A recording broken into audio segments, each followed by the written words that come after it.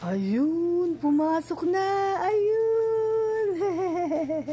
Kanina nahihiya pa. Oh. Ayun.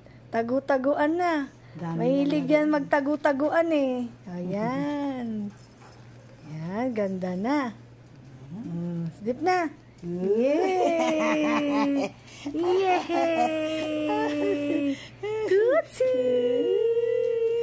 Tootsie! Kumpleto na.